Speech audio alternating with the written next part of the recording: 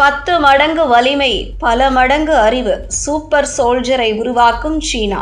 அமெரிக்காவுக்கு புதிய தலைவலி.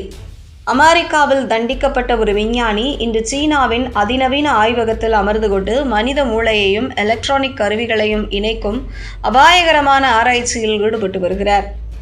இது வெறும் மருத்துவ ஆய்வு மட்டுமல்ல, போர்க்களத்தில் அசாத்திய திறன் கொண்ட சூப்பர் வீரர்களை உருவாக்குவதற்கான சீனாவின் வியூகம் என அமெரிக்க பாதுகாப்புத்துறை கருதுகிறது. இப்போது தொழில்நுட்பத்தில் அமெரிக்காவும் சீனாவும் தான் மாறி மாறி போட்டி போட்டு வருகிறது. இரு நாடுகளும் பல அதிநவீன தொழில்நுட்பங்களில் போட்டி போட்டு கொண்டிருக்கிறது. மேலும் அமெரிக்காவில் இருக்கும் பல தலை சிறந்த ஆய்வாளர்களையே சீனா தன் பக்கமும் இழுத்து வருகிறது. அப்படி அமெரிக்காவில் இருந்து சீனா சென்ற ஒருவர் தான் ஒரு பகீர் ஆய்வில் இறங்கியுள்ளார். அமெரிக்காவின் ஹார்வர்ட் பல்கலைக்கழகத்தில் உலகத்தரம் வாய்ந்த விஞ்ஞானியாக போற்றப்பட்ட சார்லஸ் லீபர் சீனாவிடம் ரகசியமாக பணம் பெற்ற வழக்கில் தண்டிக்கப்பட்டவர். ஆனால் இப்போது அவரே தான் சீனாவுக்கு சென்று அந்நாட்டின் கனவு திட்டமான சூப்பர் சோல்ஜர் திட்டத்தில் வேலை செய்து வருகிறார். இதற்கான மூளை கணினி இன்டர்ஃபேஸ் ஆராய்ச்சியை அவர் தொடங்கியுள்ளது உலக நாடுகளை அதிர வைத்துள்ளது. 67 வயதான சார்லஸ் லீபர் வேதியியல் மற்றும் நானோ தொழில்நுட்ப துறையில் உலகின் முன்னணி அறிவியலாளர்களில் ஒருவர். உலகெங்கும் உள்ள திறமையான ஆய்வாளர்களை ஈர்க்கும் 1000 டேலண்ட்ஸ் புரோகிராம் திட்டத்தின் கீழ் சீனா லீபருக்கு பணம் வழங்கியது. இதை அமெரிக்க புலனாய்வு அமைப்பிடம் மறைத்ததாக 2021 அவர் தண்டிக்கப்பட்டார். தண்டனை காலம் முடிந்து வீட்டு சிறையில் இருந்து விடுவிக்கப்பட்ட சில நாட்களிலேயே கடந்த ஆண்டு ஏப்ரல் மாதம் அவர் சீனாவுக்கு சென்றார்.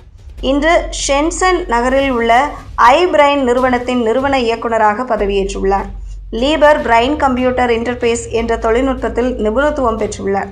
இது மனித மூளை திசுக்களுக்குள் மிக மெல்லிய எலக்ட்ரானிக் இழைகளை தைக்கும் ஆய்வாகும். இது பக்கவாதம் நோயால் பாதிக்கப்பட்டவர்களுக்கு பேசவும் நடக்கவும் உதவும் என்கிறார்கள். இருப்பினும் இதன் பயன்பாடு அத்தோடு நின்று போகாது.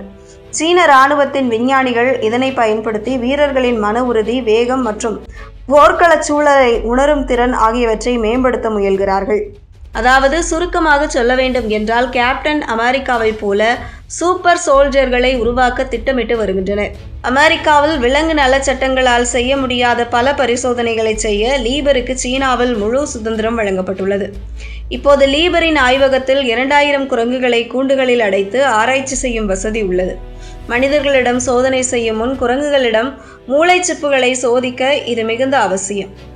லீபர் இருக்கும் நிறுவனத்திற்கு 2026 ஆண்டு மட்டும் சுமார் $153 மில்லியன் பட்ஜெட் ஒதுக்கப்பட்டுள்ளது.